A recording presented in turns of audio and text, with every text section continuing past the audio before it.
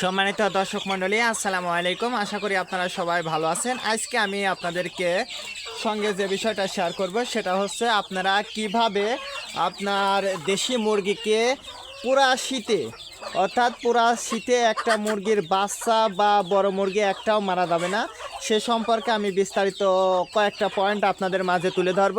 অবশ্যই ভিডিওটা না টেনে শেষ পর্যন্ত দেখবেন, তার কারণ এখন কিন্তু শীত, এই শীতে কিন্তু মুরগির জীবাণু রোগটা কিন্তু সবচেয়ে বেশি হয়।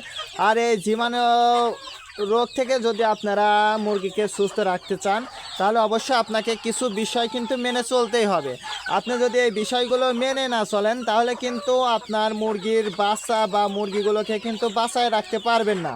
এটা কিন্তু একটা গুরুত্বপূর্ণ বিষয়, তার কারণ আপনি যদি মুরগিগুলো বাঁচাইতে না পারেন, মুরগির বাচ্চাগুলো যদি বাঁচাইতে না পারেন তাহলে কিন্তু আপনার এই খামার করে কিন্তু আপনি লাভবান হতে পারবেন না। তার কারণ আপনি টাকা ইনভেস্ট করছেন কিন্তু মুরগিগুলো বাঁচাইতে পারতেছেন না, সেক্ষেত্রে কিন্তু আপনার লসের সম্মুখীন হতে হবে।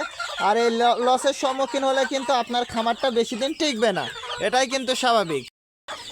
সেক্ষেত্রে আপনাকে কিছু নিয়ম মেনে চলতে হবে এবং কিছু চিকিৎসা আপনাকে করতেই হবে। যেমন প্রথম যে বিষয়টা আপনার নিয়মটা মেনে চলতে হবে সেটা হচ্ছে আপনার পরিষ্কার পরিচ্ছন্ন পাত্রে আপনার মুরগিকে খেতে দিতে হবে। এটা কিন্তু খুবই গুরুত্বপূর্ণ বিষয়, তার কারণ আপনার খাবারটা যদি নোংরা খায় তাহলে কিন্তু মুরগি অটোমেটিকই অসুস্থ হয়ে যাবে। যেমন যেসব রোগের মধ্যে রয়েছে অন্যতম রোগ রয়েছে সেটা হচ্ছে আমাশয়জনিত সমস্যা। আপনার মুরগির বাচ্চার যদি বা বড় মুরগির যদি বিশেষ করে যদি বাচ্চা মুরগির আমাশয়জনিত সমস্যা হয়ে থাকে তাহলে কিন্তু সেই মুরগির বাচ্চাগুলো কিন্তু বাঁচানো খুবই কষ্টকর হয়ে যাবে। যদি 2 মাসের নিচে যদি এই বাচ্চার এইরকম সমস্যা হয়ে থাকে। তারপরে যে বিষয়টা সেটা হচ্ছে ঠান্ডাজনিত সমস্যা। আমি আর একটা বিষয় আপনাদেরকে দেখাচ্ছি। দেখুন এখন কিন্তু আকাশটা এখনও কুয়াশাচ্ছন্ন রয়েছে, তো এই কুয়াশার মধ্যে কিন্তু আপনি যদি আপনার মুরগির বাচ্চাগুলোকে যদি ছেড়ে দেন, যদিও আমাদের এইখানে এখন 9টার বেশি বাজে, তে আমি কিন্তু 9টার পরে মুরগিটা ছেড়ে দিছি, তারপরে কুয়াশা আকাশে কুয়াশা রয়েছে। সেক্ষেত্রে কিন্তু আপনি আপনার মুরগিগুলোকে যতটা পারবেন যে পুষ্টিকর খাবারটা দেবেন।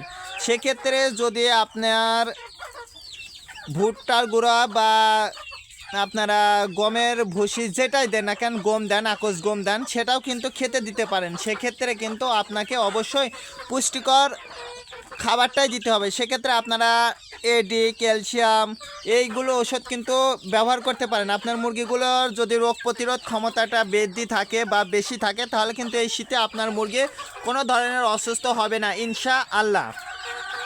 তারপরে যে বিষয়টা আপনাকে করতে হবে সেটা হচ্ছে আপনার মুরগি যদি অসুস্থ হয় সেই মুরগিটা কিন্তু যদি আপনি ছেড়ে দিয়ে মুরগিটা পালন করেন সেক্ষেত্রে কিন্তু আপনার ওই অসুস্থ মুরগিটা কিন্তু ছেড়ে দেবেন না, প্রয়োজনে টোপার মধ্যে বা আপনি যে কোনো ঝুড়ির মধ্যে ওইটা রেখে দেবেন।